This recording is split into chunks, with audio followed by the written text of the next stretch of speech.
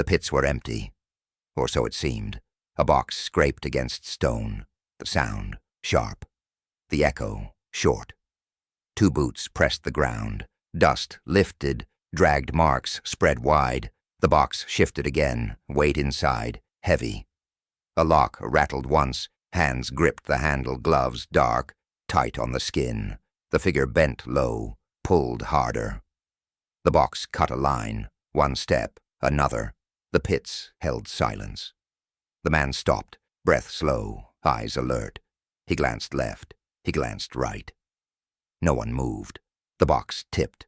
A corner broke chalk loose. White flakes scattered. He steadied it. He wiped boots with cloth. Careful. Precise. He turned back, checked the path. Footprints marked the ground. He rubbed them out, dragged the cloth. Lines blurred. Again he looked around. Still empty, still quiet. He bent, opened a lid, closed it fast.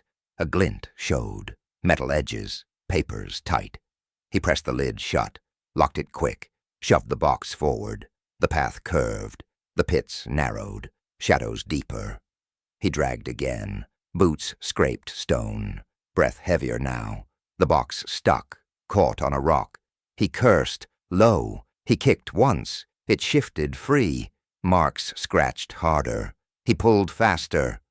Less careful now. Footprints scattered again. The box dropped. Thud, sharp. Dust burst upward.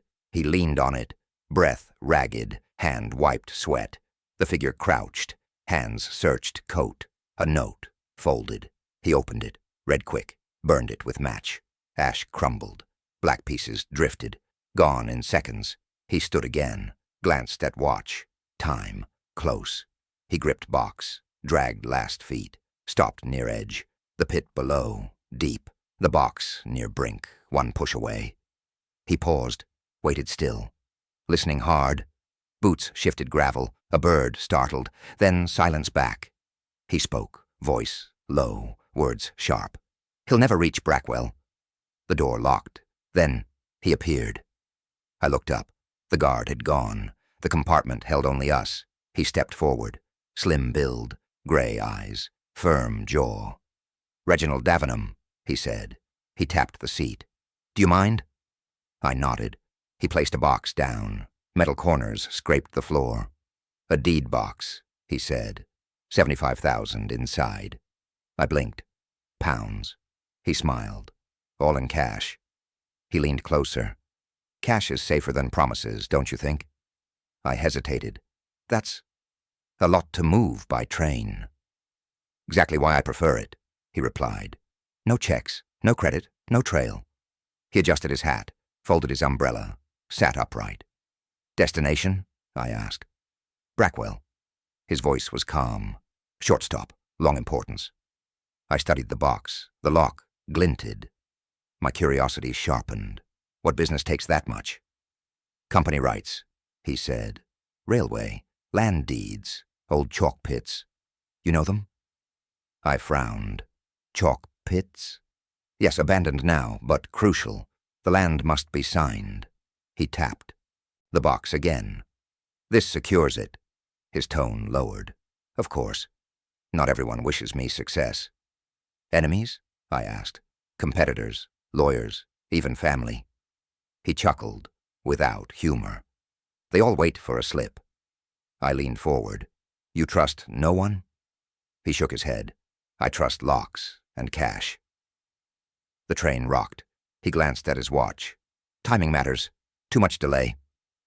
"Deal collapses," I pressed.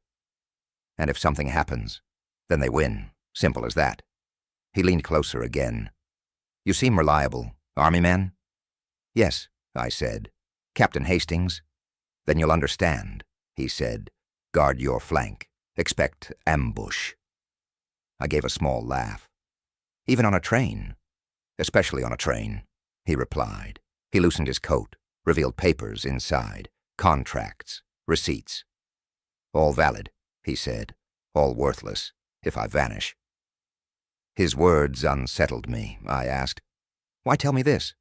"Because witnesses matter," he said. "If I disappear?" "Remember, I had the box. I had the money. I nodded slow. I'll remember. He leaned back, eyes closed, for a moment, then snapped open.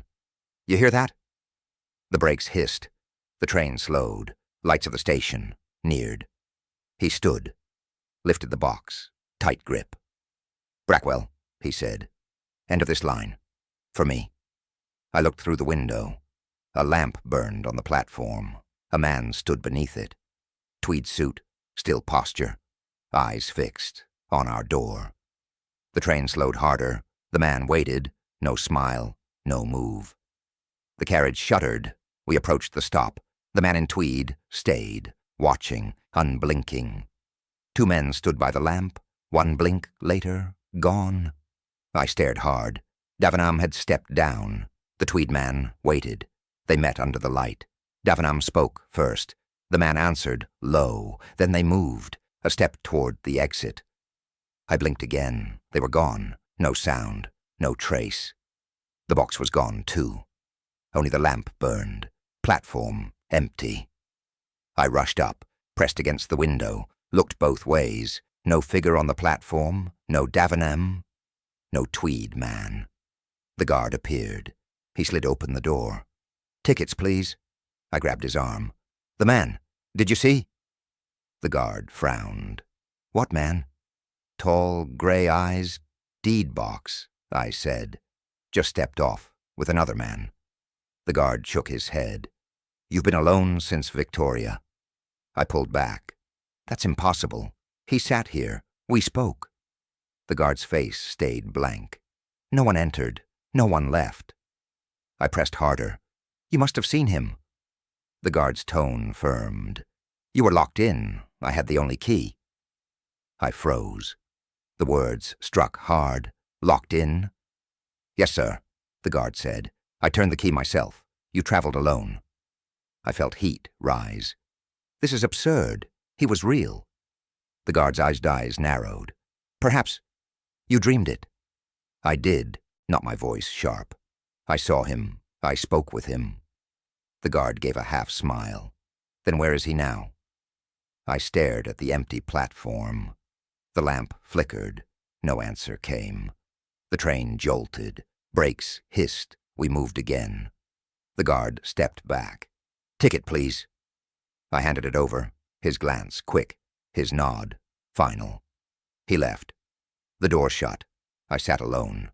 My pulse raced. My mind refused stillness. He was real. The box, the words, the warning about pits. I rubbed my temples. The carriage rocked. The whistle blew. I looked down. My foot touched something. A small case. I bent quick, lifted it up. Black Morocco leather.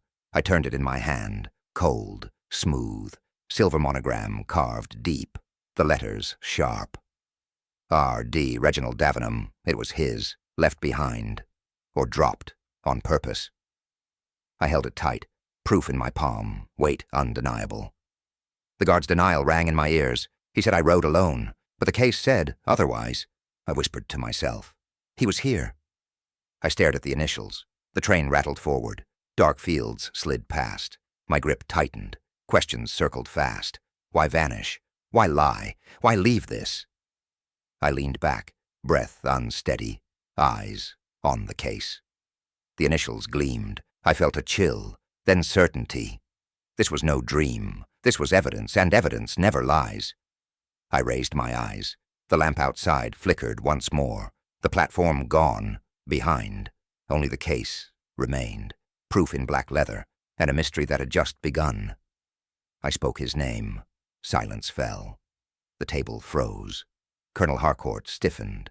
Mrs. Harcourt dropped her fork. I repeated softly. Reginald Davenham? The colonel's eyes narrowed. Where did you hear that name?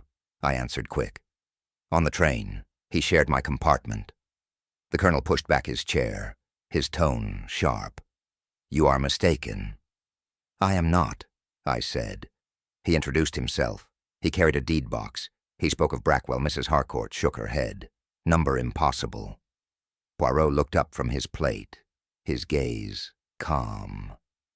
He said nothing. The colonel leaned forward. You must be confused, Captain Hastings. I am not confused, I pressed. I saw him. I spoke to him. He left at Brackwell. The Colonel's voice hardened.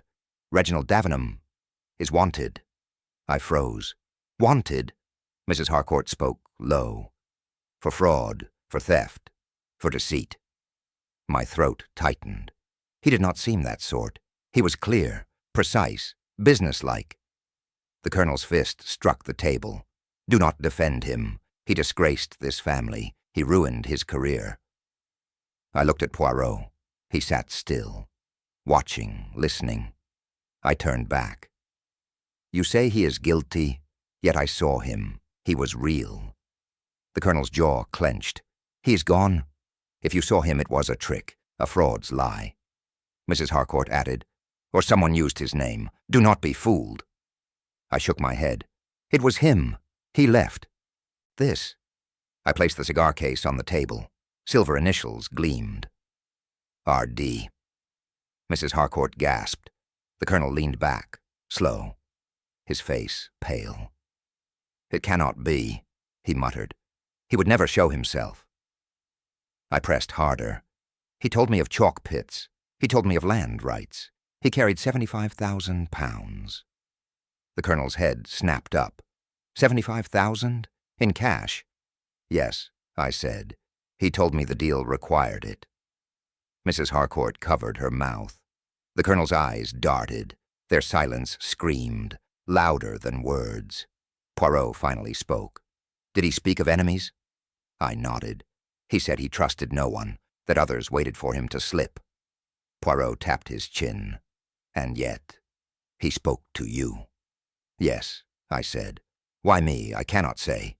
The Colonel slammed his palm. This is madness. He is wanted. He is dangerous. Poirot raised his hand. Colonel, let us not bury fact under fear.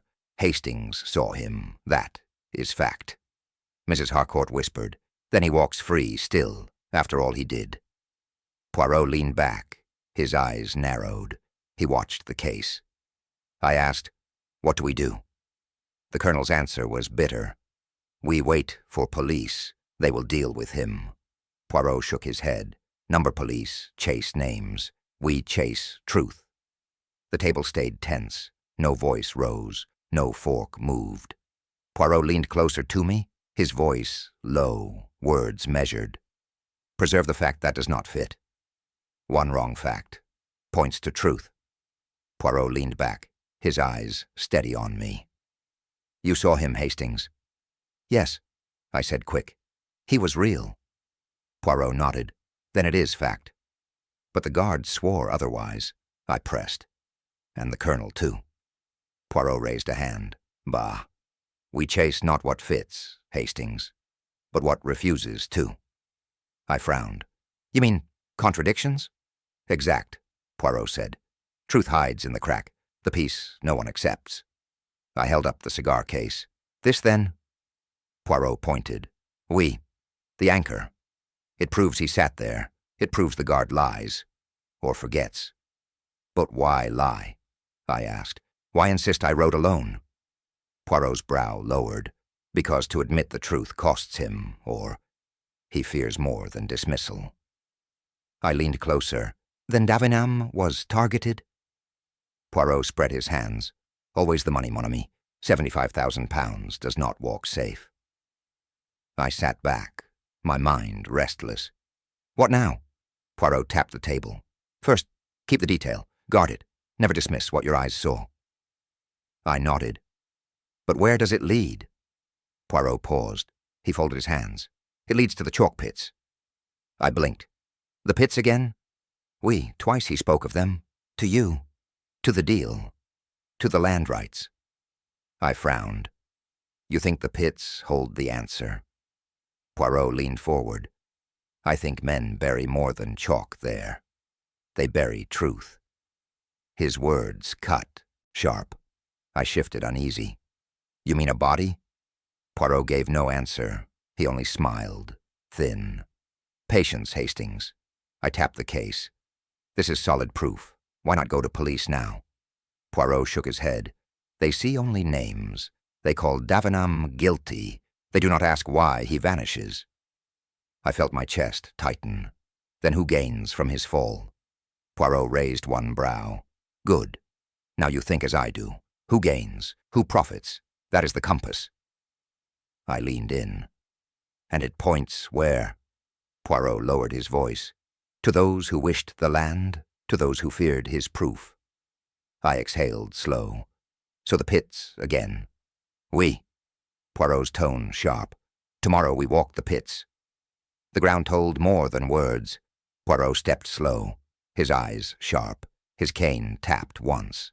I followed close. Dust clung to my boots. The pits spread wide. Poirot knelt. He pinched a thread. Look, Hastings. I bent low. A fiber of tweed, grey, coarse, torn. From a coat? I asked. Poirot nodded. Someone struggled here. We moved further. Poirot crouched again. He touched the earth. A dark smear crossed chalk. He sniffed. Boot polish. Fresh, I felt a chill. So he was here. Poirot rose. Not only him, another also. I looked ahead. Marks dragged across dirt. Long lines. Scraped. The box, I said. Dragged by force. Poirot tapped the mark. Yes, not carried. Pulled. I scanned the ground. 2 sets of prints, side by side. I crouched, one firm, one uneven. Look here, I said. This step drags. 1 foot slips. Poirot's eyes brightened. Très bon, Hastings. 1 limps, 1 steady. I followed the prints. They curved left, toward a slope. Poirot halted me. See deeper. Weight shifted here. I checked. The soil pressed heavy. 1 man leaned hard. He was struck? I asked. Poirot shook his head. Perhaps, or pulled down. The truth rests in the stride. I walked further, my eyes fixed low. The trail bent sharp. Poirot lifted his cane. Drag marks stronger here. The limp grows worse. I nodded. Yes. The gap widens too. 1 pulls. 1 resists. We traced further. A chalkstone, broken, scuffed with heel. He fought, I said. Yeah, Poirot agreed. But he lost ground. The mark stopped short, at the edge of pit. Windless silence. Hung, I stared down. The chalk bottom pale. No body there. Poirot tapped the rim. Box rested here, then moved again. I swallowed hard. They dragged him closer? Poirot's brow tightened. Or they dragged what was left. I clenched my fists. So Davenham died here? Poirot's voice stayed calm. Patience. We do not assume. I stepped back. My heel brushed a hollow. Stone shifted loose. I bent. A faint smear ran across it. Dark, streaked thin. Poirot bent, too. He touched it soft. Then nodded once. Blood, he said. Quiet. Final. I drew. Breath. Sharp. He was killed here. Poirot stood tall. His cane struck ground. No, Hastings. Listen well. He fixed his gaze on me. His words slow, heavy. 1 man walked away. 1 man did not. Secrets spill easier. Over ale. I sat in the inn. The landlord leaned close, his voice low. You're asking about strangers? Yes, I said. 2 men, late at night. He nodded, slow. Passed here last evening, 1 tall, 1 limping. I stiffened. Limping? He tapped the counter, dragged his foot, heavy box, between them. My pulse quickened. Did they speak? Not to me, only hurried through, paid no coin, left quick. I thanked him. Poirot stood silent, at my side. He wrote, nothing. We left the inn, walked to the vicarage. The maid answered. She eyed us. Cautious. 2 men again? Yes, I said. Tell me what you saw. She wiped her hands. They crossed the lane, 1 strong, 1 half falling. Looked wrong. I pressed. Any words? She shook her head. Only saw them from window. Box near broke their backs. Poirot gave her a nod. We moved on. The post office next. An old woman waited there. Her eyes sharp. She spoke first. You're late asking. Everyone saw them. I swallowed. What did you see? They came past. Near midnight. 1 limped. One pulled him hard. Box dragged the road. Her tone grew sharp. They didn't belong here. Poirot tilted his head. Did they post letters? No, she spat. They left nothing, only noise. We stepped outside. The village street, empty. Poirot tapped his cane. Consistent, he muttered. 2 men, a limp, a box. Always the box. I nodded. But where did they vanish? Poirot's brow furrowed. Not here. They passed through. Toward Pitt's. We returned to our rooms. The inn quiet now, the air tense. I unlocked the door. A paper slid under. I bent to pick it up. The sheet. Plain. 1 line only. Leave well alone. My chest tightened. I held it out. Poirot, look. He took it. Calm, unfolded slow. Read once. His lips pressed thin. He walked to the lamp, held the paper close. The ink caught light. He tilted it. His eyes narrowed. Company paper, he said. Standard stock. Official use only. I stepped closer. You're certain? Poirot nodded once. His tone heavy. The hand writes. From within the board. I stared at him. Shivers ran down. Then the enemy is inside? He said nothing more. He tapped the page. He tapped again. The flame glowed behind the words. The ink shone dark. Poirot's gaze fixed firm. His voice low, measured, certain. The ink matches company paper. Certainty is sometimes rehearsed. Poirot faced Summers. The guard stood stiff, cap tight, hands clasped. You locked the door? Poirot asked. Yes, sir, Summers replied, his voice flat. I turned the key. Myself. Poirot tilted his head. You are sure? Summers nodded. Quick. Very sure. The passenger rode alone. Poirot's eyes narrowed. Alone? You saw no one? Summers shook his head. No one, only him. He pointed at me. My pulse rose. I stepped forward. That is a lie. He was there. Summers stiffened. You imagine it, sir. Poirot raised a hand. Calm. We test. He stepped closer. Repeat again, word for word. What did you do? Summers swallowed. His tone clipped. I checked the carriage, empty. 1 passenger. I locked the door. I kept the key. Poirot leaned back. He studied Summers. His voice grew soft. You speak as if by drill. Why? Summers hesitated, then forced a nod. Because it is the truth. Poirot's eyes sharpened. Or because you practiced it. Summers' jaw twitched. I know my duty. Duty, yes, Poirot said. But locks can be copied. Keys can be shared. Summers shifted weight.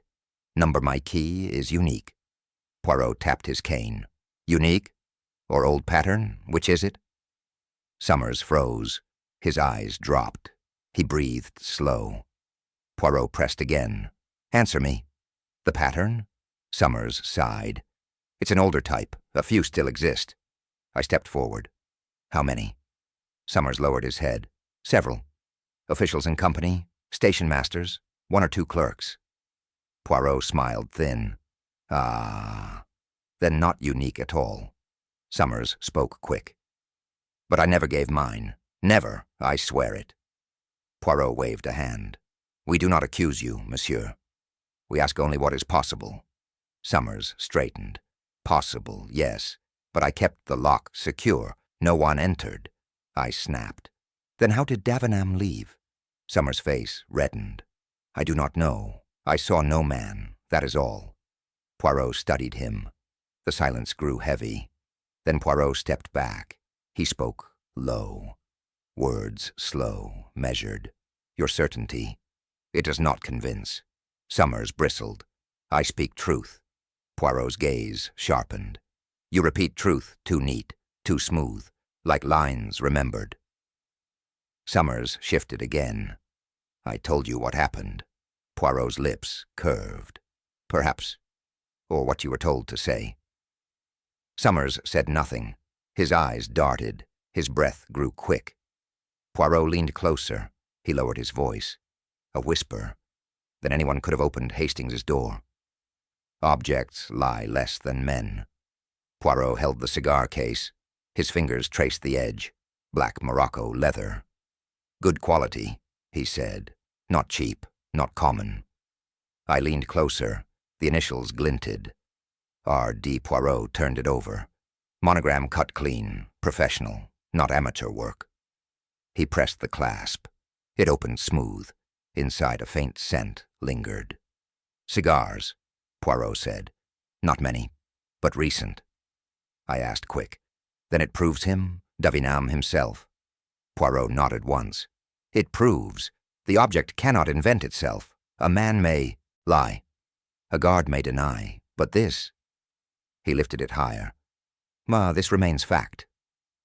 I felt relief. So I did not imagine him. Poirot's eyes narrowed. Non, you saw him, that is certain. I pressed further. But could it belong to another? Someone else? With same initials? Poirot's lips curved thin. Exact thinking, Hastings, but we test. He shut the case. He slipped it into his coat. Tomorrow we ask, Harrods, the engraving, they will know. I nodded. Good, that settles it. Poirot shook his head. Not settle, only confirm. Truth needs chain, not single link. The next day we went. Harrods confirmed it fast. Purchased 2 years prior. Name recorded, Reginald Davenham. Address clear. Signature exact. Poirot showed no smile. He only tapped the receipt. Proof, 1 link fixed. We left the counter. I breathed deep. At last, solid ground. Poirot looked at me. Ground, yes, but shaky, still. I frowned. How so? Poirot lowered his voice. Why leave it behind? I stopped cold. What do you mean? He dropped it. Poirot shook his head. Non, too neat, too visible, too perfect. I hesitated. You think planted? Oui. Either by him or by another. I thought hard. If by him, why? To prove he was there. Poirot nodded. Or to call for witness. He told you. Remember me. This does so. I clenched my fists. And if by another? Poirot's brow lowered. Then to frame him, to place him in your mind, to brand him guilty. The idea chilled me. So either he left it as proof, or it was left to trap him. Poirot gave no answer. He walked slow, cane tapping sharp. I followed close. My head spun. Every path led to doubt. Poirot stopped. He turned back to me, his eyes sharp. Hastings, recall his words. He trusted no one. He said enemies waited. He gave you role of witness. I nodded. Yes, he told me that. Poirot raised the case. Then this is more than accident. It is signal. I stared at it. Black leather, silver mark, weight heavy in his hand. Poirot's voice dropped, a whisper, calm, precise. It was meant to be found. Words betray hands. Poirot set the note on the table. He smoothed it flat. His eyes sharp. Read it again, Hastings.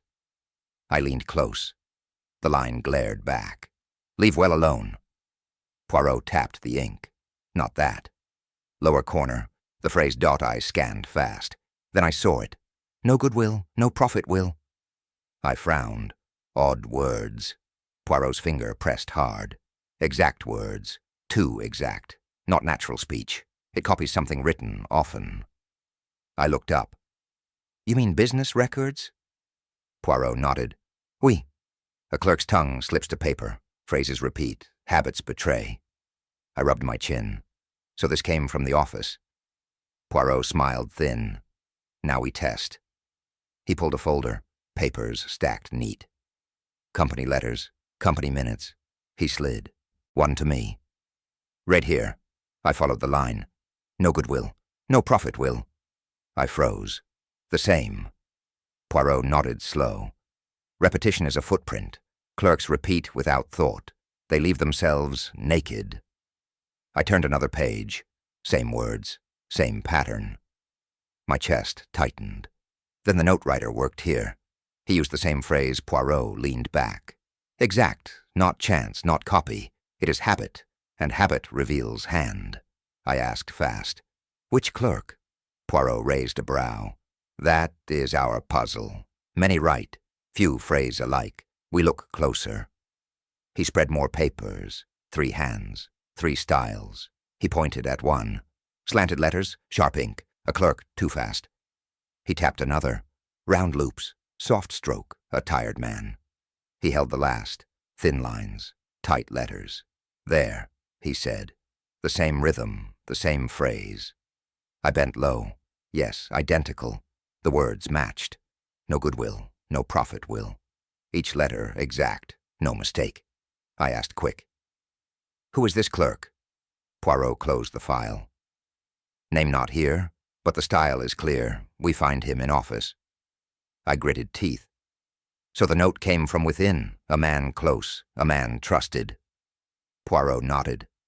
Trust hides crime best. The hand inside reaches furthest. I thought back. The guard lied. The colonel denied. Now the clerk writes warnings. Poirot tapped his cane. Each detail builds. The lie, the vanish, the pits, the phrase. Together they form chain. I asked slow. And where does chain end? Poirot's gaze hardened. In the boardroom, where clerks answer, where phrases live. I sat straight. Then we confront them? Poirot's lips pressed thin. We. They believe safe behind walls, but walls fall. When truth presses. I held the note again, the words heavy, no goodwill, no profit will. The phrase looped in my mind, not chance, not slip, proof. Poirot leaned close, his whisper cut sharp. We go to the boardroom. They thought the boardroom safe. The chairman sat tall, Rivington at his side, clerks behind. Poirot entered calm. His cane clicked once. I followed close. The chairman spoke first. What brings you here, monsieur? Poirot bowed. A question of words, a question of keys. Rivington frowned. Explain yourself. Poirot laid the note flat. He pointed. Recognize this phrase? The chairman squinted. No goodwill, no profit will. Standard term, used often. Poirot nodded. Used by whom? By clerks, Rivington said. In minutes, in records, Poirot smiled thin. Then a clerk writes the threat. Murmurs spread. Clerks shifted uneasy, eyes darted. Poirot raised a hand. Silence, s'il vous plaît. We examine further. He held the note close to the lamp. The ink. Darker shade. Not all pens match. This is special stock. The chairman frowned deeper. All our pens supplied alike. Poirot shook his head. Number most flow light. This. Heavy. It narrows the field. He turned to Rivington. Which clerks use this? Rivington hesitated. 2, perhaps. Roca's among them. The name dropped heavy. Eyes turned. Rox stiffened. Poirot watched him close. Rox, do you write this phrase? Rox stammered. Everyone writes it. I may have once. Poirot's eyes glinted. Once. Or often? Rox flushed. He glanced down, his hands clenched. Poirot moved slow. Another matter. Keys. How many open the train door? The chairman answered firm. Only guards. Poirot shook his head. None. Summers told us. Clerks, too. Duplicate pattern. The chairman stiffened. Rivington looked pale. Murmurs grew louder. Poirot struck the table. Who here holds such a key? No one spoke. Silence thick. Poirot pressed harder. You will answer. Rivington sighed. 3 clerks hold copies. Summers confirmed. Roca's is one my eyes snapped to him. His face drained white. His lip trembled. Poirot leaned in. He whispered soft. A man may lie. An object may not. A phrase repeats. A key unlocks. Both lead to you. Roque shook his head. Number not me. I never... Poirot cut him. Your ink matches. Your phrase repeats. Your key fits. Enough. Rox froze. His eyes flicked to the chairman. The chairman stared hard. Poirot turned to me. Observe, Hastings. Watch his mouth. I watched. Poirot spoke the phrase aloud.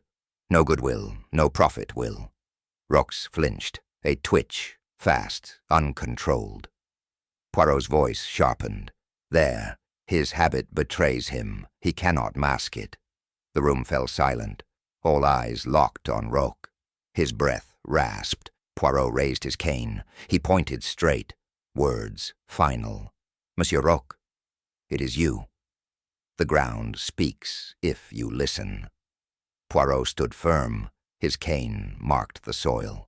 Step by step, Hastings. We see it now. I watched close. He pointed ahead. Here. Davenant walked, his stride steady, the prints clear. He tapped another spot. Beside him, the second man, a limp. The mark uneven. I nodded. Yes, I saw that before. Poirot raised his hand. Now, the blow. He stepped forward. Cane struck hard on chalk. Here the weight shifted. Davenant staggered. He was struck from the right. I bent low. The earth pressed deep. The mark of a fall. Poirot's voice cut sharp.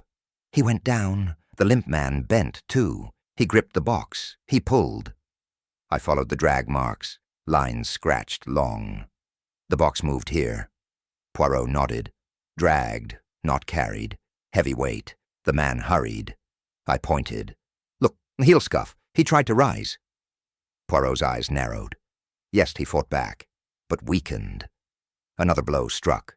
He fell again. I swallowed hard. So, he was beaten? Poirot gave a short nod. Exact. 2 strikes. Enough to silence, not to kill at once, but silence. He moved the cane again. Then the drag. You see the scrape. He was pulled. His boots marked the dust. I traced the line. Yes, long marks. The toes dragged flat. Poirot lifted the cane higher. Dragged to the edge, toward the pit, toward hiding. I stared at the drop, empty now. My chest tightened. Poirot lowered his voice. They planned to vanish him, with box, with body, gone into chalk. I asked quick, then why no body found? Poirot raised one brow. Because something changed. He was not thrown. He was moved again. I blinked. Moved where? Poirot walked slow. He tapped another curve. See, the trail bends. He was pulled back, away from edge. I frowned. But why? Why not finish it there? Poirot smiled thin. Because greed speaks louder than murder. They needed the box secure first. I followed him. Marks twisted deeper. They stopped near a hollow. Poirot bent low. He touched the soil. Box rested here. Weight pressed long, then lifted again. I leaned close. Then they hit it. Poirot's eyes sharpened. We hit it near, not far, too heavy for distance. I asked fast. Then Davenant, alive or dead? Poirot's tone stayed flat. We cannot yet know, but his silence was used, his name framed, his trust broken. I clenched my fists. Then Roque has planted all of this? Poirot tapped the ground. Step by step it matches, the walk, the blow, the drag. The rest is motive. I asked again. And the box? Poirot stood tall, his words final. And the box, still hidden close. The box waited in chalk dust. Poirot bent low. His cane tapped the lid. Here, Hastings. The proof. I knelt quick. The metal corners dull. The lock scratched. It's the deed box, I said. The one he carried. Poirot nodded once. We, hidden, but not lost. He signaled 2 men. They lifted it free. Dust scattered off. The chairman gasped. So it was here. All along. Poirot's eyes narrowed. Exact. Close. Never far. Roque shifted behind, his collar damp, his hands clenched. Poirot turned. Look at him, Hastings. The guilty hand twitches. Roque barked fast. No, I never touched it. Poirot stepped closer. Non? But the phrase matched, the ink matched, and now the box is here. Roque shook his head. I didn't kill him. Poirot's eyes sharpened. Not kill? Then you admit the rest? Roque froze. His breath broke. I took the box, yes. But murder? Number I cut in. You struck him. You dragged him. Roque waved both hands. He resisted. I only meant to scare. It wasn't meant to be killing. Poirot leaned in. Yet he fell. Yet he bled. Yet he vanished. Roques stammered. He went limp. I panicked. I thought he was dead. I had no choice. The chairman shouted, Disgrace! You ruined us all. Poirot stayed calm. Silence, monsieur. Let truth speak. I stepped toward. Roques. You planted the case. You left the note. You locked me in. Roques glared back. Yes. I needed witness. Someone to see his name. Someone to carry story. You were perfect. I stiffened. You used me.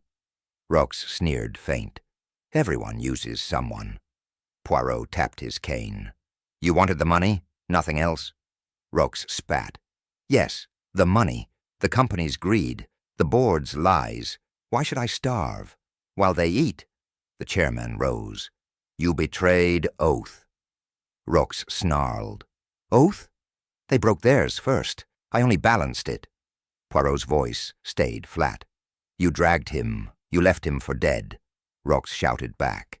I told you. It wasn't meant to be killing. Poirot leaned closer, his tone cut sharp. But it was killing. You struck. You silenced. You framed. Roques staggered back, his breath wild, his face red. The men held the box firm, the weight heavy, the truth heavier. I stepped forward. Then admit it. Say it plain. Roques snapped. His voice cracked. Words burst raw. I only wanted the money. Even liars tire. Roques stood shaking. His voice broke. His chest heaved. Poirot watched calm, his cane steady, his eyes sharp. Say it, Poirot ordered. Say the truth. Roques groaned. I never meant murder. Poirot tilted his head. But murder it was. Roques clutched his hair. I only wanted the box, the money, the rest, chance. I stepped closer. You struck him, twice. Roques nodded weak. Yes, he fought. I struck. He fell. The chairman shouted, Monster! Poirot raised a hand. Let him speak. Roques gasped. I panicked. Thought he was dead. Dragged him to pits. Hid the box. Planned to run. I pressed hard. You wrote the note. Yes, Roques admitted. Had to stop you. Too close. Too quick. Poirot leaned forward. You locked Hastings in. You used him. Roques trembled. Yes, he was perfect, honest, believable. No one would doubt him. My fists clenched. You used me to prove your lie. Roques whispered. Yes, I needed that. The board would blame Davenham, not me. Poirot's tone sharpened. But truth leaks, monsieur. Words betray hands. Ink betrays men. Roques collapsed into chair, his face pale, sweat dripping. 2 policemen entered. They moved firm. One held cuffs. Poirot gestured. Now, Inspector, your prisoner. The policeman pulled him up. The cuffs snapped. Roques winced. He muttered again. I didn't mean to kill. Poirot stepped close. Greed chooses, not chance. You swung, you dragged, you lied. Each choice, yours. Roques shook his head. Number, it was accident. Poirot's voice stayed cold. You cannot name accident. When profit drives the hand. The chairman buried his face. Rivington sat frozen. The clerks whispered low. The police dragged Roques toward the door. He fought weak. His knees buckled. I exhaled deep. It's over. Poirot shook his head. Not over. One piece remains. I looked at him. What do you mean? He lowered his voice. The truth hides still. Not all clear. I frowned. But we have him, the box. The confession. Poirot's eyes narrowed. We. Yet one truth unsettled. Why Davenham? Why now? I froze. I felt the weight of his words. The case not finished. The policeman hauled Roques out. His head hung low. His mouth muttered guilt. The room emptied slow. Only Poirot, the chairman, and I remained. I turned. You doubt the ending? Poirot tapped his cane. He looked at me, his voice low. But one truth remains unsettled. Justice ends. Consequences remain. The deed box sat open, notes stacked neat, money counted true. The chairman sighed. At least the funds return. Poirot's voice stayed firm. Oui. But reputation bleeds longer than balance. I looked at him. You mean the family? Exact, Poirot said. The Harcourts, the cousins, their name tied to Davenham. Stain lingers. I nodded slow. Yes, even if cleared, suspicion whispers. Poirot tapped his cane. Gossip runs faster than truth. Mrs. Harcourt wept, silent, her eyes down, her words faint. He was guilty once, but not this. He never had chance to prove. The colonel spoke harsh. Name ruined. That cannot be undone. Poirot corrected him. Cleared, not ruined. The record shows innocence now. The colonel shook his head. Paper clears. People do not. I felt weight heavy. I had spoken his name. I had brought silence to their table. Poirot turned to me. You feel blame? I lowered my eyes. Yes, he chose me. He told me to remember. He left me as witness. Why? Poirot studied me close. You ask good question. I pressed harder. Was I lured? Did he plan it? Did he need me only as shield? Poirot answered slow. Perhaps both. Perhaps he trusted. Perhaps he used. Both truths can stand. My chest tightened. So my role only tool? Poirot shook his head. Non. Your role was vital. Without you, his name stays black. Without you, no chain forms. I breathed deep. Still, I feel he set me up. Poirot leaned close. Hastings, listen. Men choose witnesses carefully. He saw your honesty. He saw your loyalty. He placed weight in your hands. I gripped the table edge. It feels heavy. Oui, Poirot said, as it should. Truth costs. I stared at the box, empty now. Money gone to ledgers. I whispered, he died for this, for papers, for pounds. What did it gain? Poirot lowered his gaze. It gained only ruin. Greed gave him death, but truth gives him name back. The colonel muttered, a poor trade. Poirot did not argue. He simply turned away. I remained still, mind restless, guilt sharp. Was I marked from the start? Did he sit with me, only to plant proof? Or did he hope I would see? The questions twisted. No answer, clear. Only doubt. Poirot touched my arm. Do not drown, Hastings. He chose you.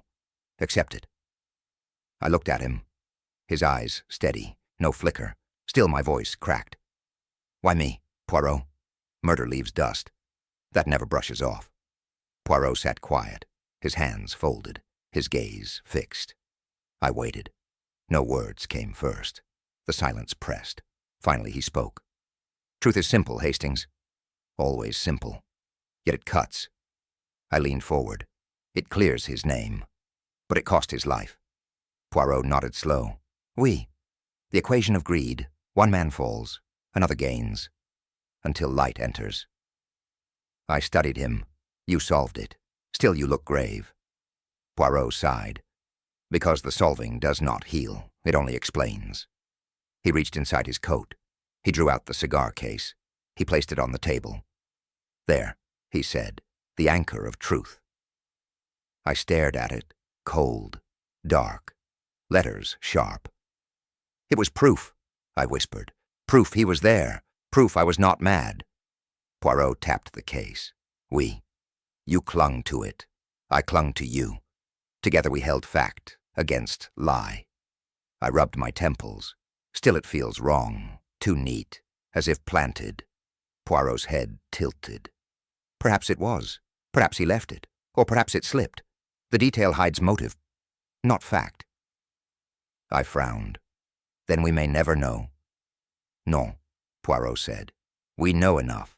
Enough to condemn Rox. Enough to clear Davenham. Enough to settle account. I looked down. Yet I feel used. He chose me as witness. He trusted me, or he trapped me. Poirot's eyes softened. Both can be true. He needed witness. He chose honest eyes. That is not trap. That is trust. I breathed slow. Trust that cost him his life. Poirot shook his head. Number greed cost him his life. Your trust saved his name. Do not confuse. The colonel entered. He bowed, stiff. Name cleared. Still, family suffers. Poirot answered calm. Family always suffers. Guilt spreads wider than crime. The colonel left again. The door closed. Silence lingered. I whispered low. So it ends. Poirot leaned closer. No, nothing ends. A life taken leaves mark, a family scarred, an innocent lost. That does not vanish. I pressed my hands tight. Then what do we carry from this? Poirot touched the case once more. That detail saves truth. Always detail. It waits until seen. It does not miss us. I looked at him, his eyes deep, his tone steady. We nearly failed, I said. Poirot shook his head. Almost, but almost is not failure. Almost is lesson. I sat back, my voice faint. And the lesson? Poirot leaned in, his hand on the case, his final words clear. We almost missed the detail, but detail never misses us.